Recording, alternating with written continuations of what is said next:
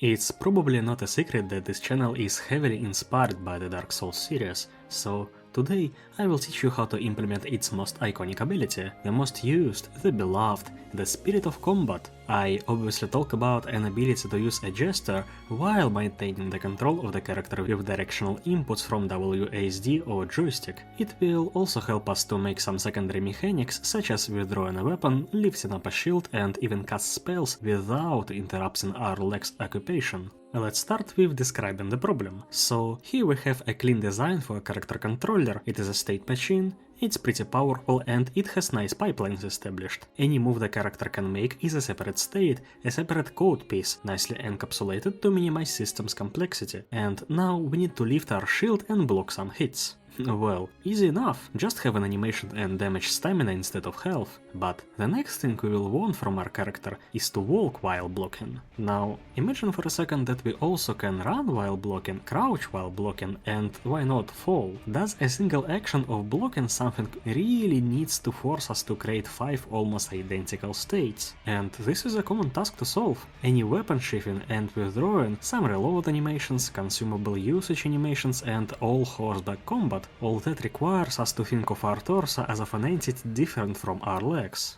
Our task breaks down into two big sub-goals. What abstraction to choose to implement our idea and what practical Godot means do we need to do it? First, the idea. What we essentially try to achieve is a parallel walk of two codependent state machines with shared blackboard. But then the first problem comes. Our system is very closed. Imagine a shooter game where you turn with mouse movements, shoot, reload, throw grenades. Titanfall family even adds some parkour to that. If we will draw a table where torso actions are columns and legs actions are rows, we can clearly demonstrate how truly parallel this system is. Look, almost any torso action can be mixed with almost any legs actions. The whole standard package is completely parallel, and we need to descend into some game specifics to find our first minimally forbidden move. For example, some channeling moves like using a syringe forbid you to run. Keep in mind you can still walk, jump, crouch and slide. Crazy. But our inspirational game is not like that. The game is very forbidden. Most of the strikes are full body actions that support directional inputs but only for several frames. There are some channeling abilities that forbid running but leave you with walk, but they are mostly gestures and a very limited set of spells. There is no crouch in the game and its two movement actions, roll and jump, are full body actions that can be queued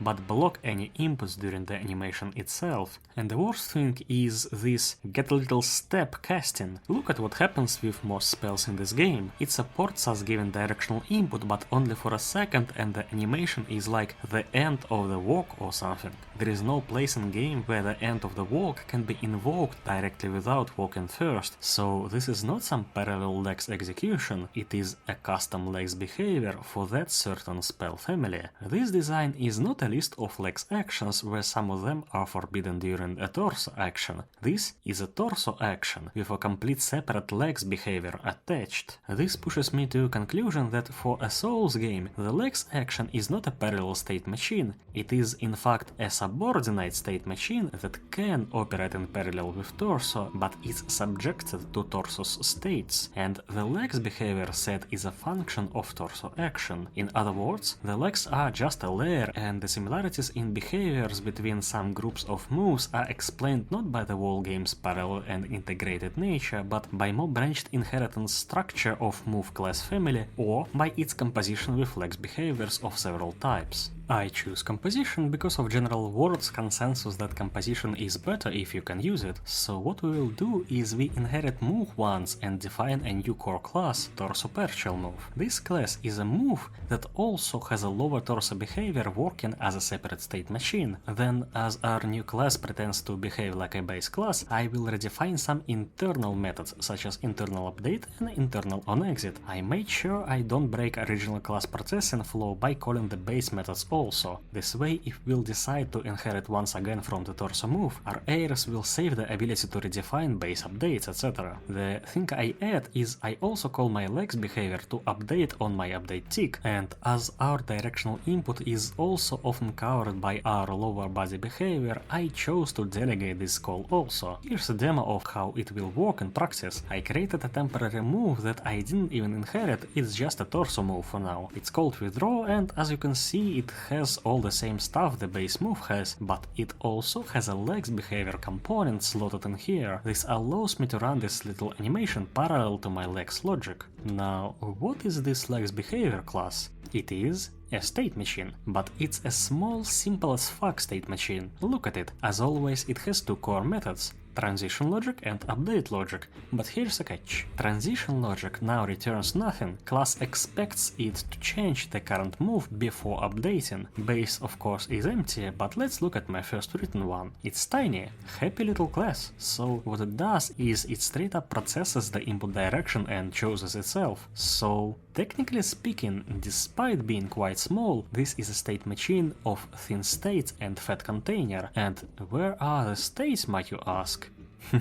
The states of the state machine are the exact same states our main state machine uses. We just use a small subset of their methods and the generally simpler side states. So again, this is a state machine with fat container, and its transition logic is a single function with direct option counting. This structure is generally undesirable because it's not so clean, it doesn't scale very well, and it has a potential to grow into an if galore garbage pile and become unmaintainable. But in reality, it won't. We need maintainability and scalability for systems that will be maintained and scaled, but this system at most will have a complexity of 8 states, and this is in case your controller has a full set of things like crouches and jumps and explores the territory of nicer techniques like separate animations for run stop and run start. And that's our internal logic. Now, how to draw this beauty on the screen? By the way, this episode's production caused severe brain damage, and shout out to these wonderful people who sponsor my meds.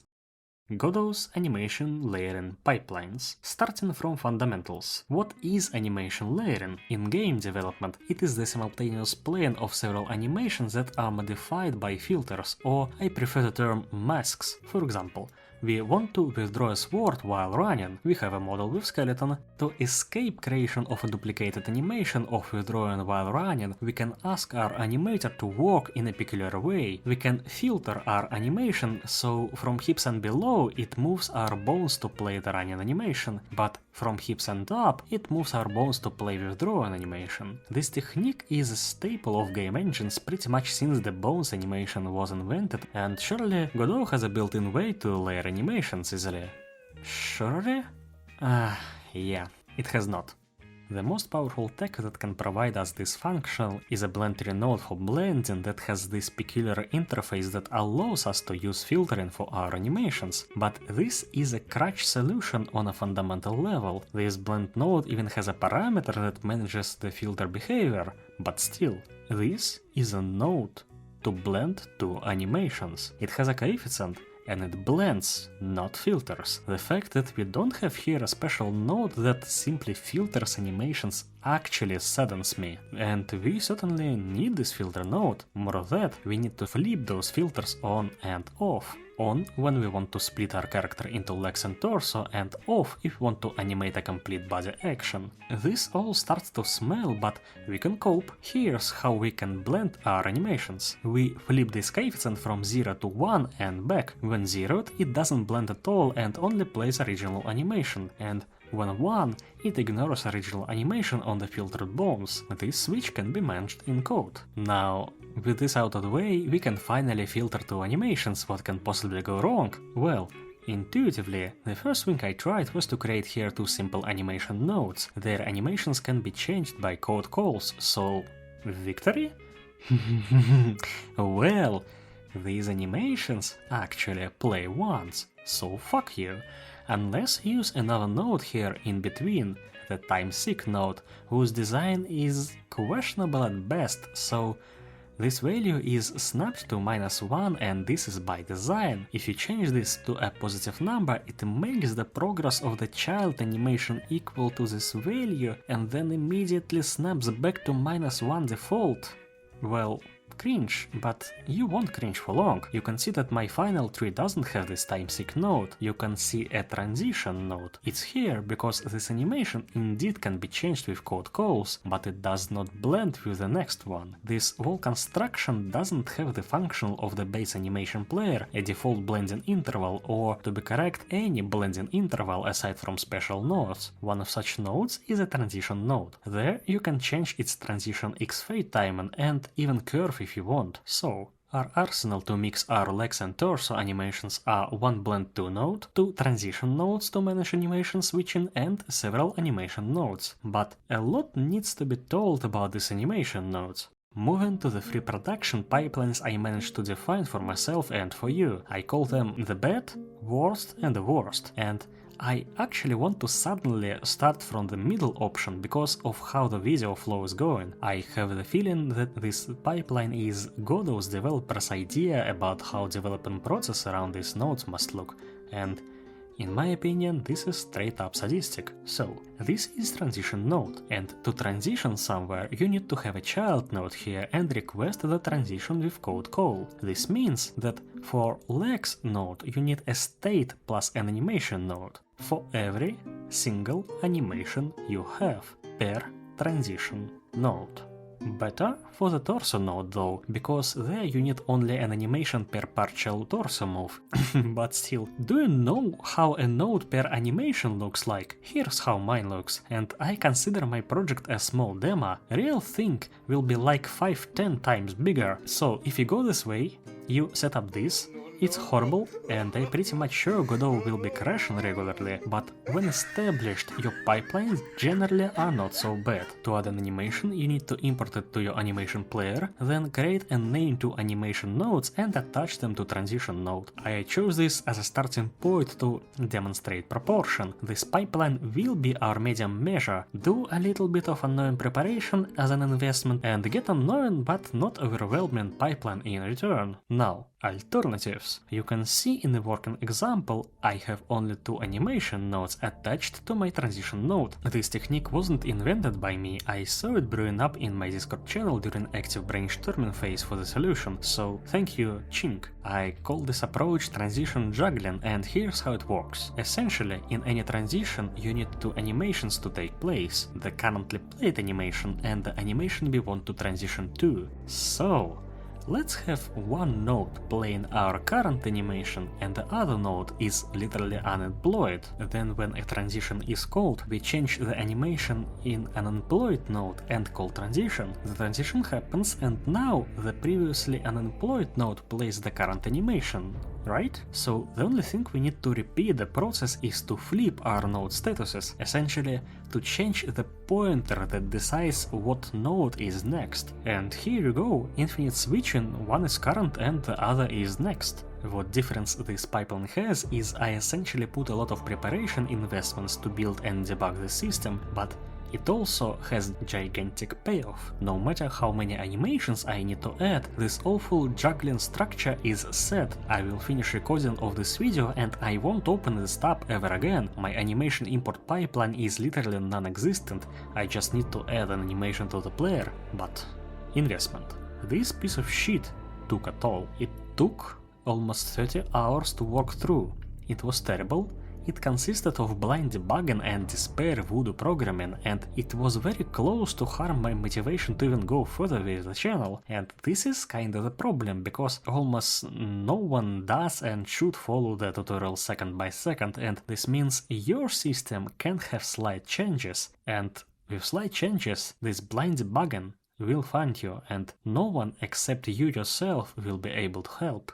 Then, for people who look at this all and went like this guy, it is a sort of a joke pipeline, but I will list it here. This is the interface of a standard animation player. See this tick column? These ticks activate and deactivate tracks of the animation, and tracks are the bones movement. So essentially, by activating and deactivating these ticks, you quotes apply a filter to your animation.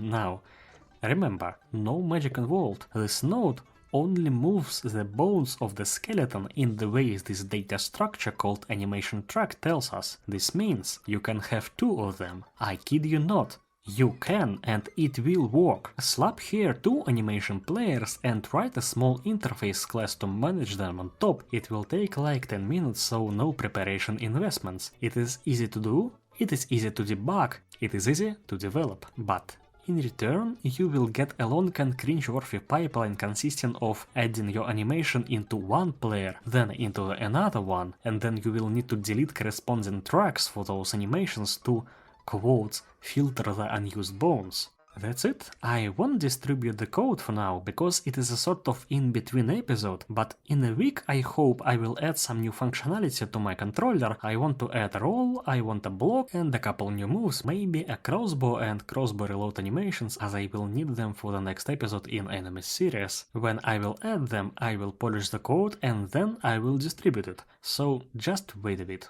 As always, like, subscribe, check my Discord channel. This whole video kinda was brewed there live, so it may be a valuable content. See you!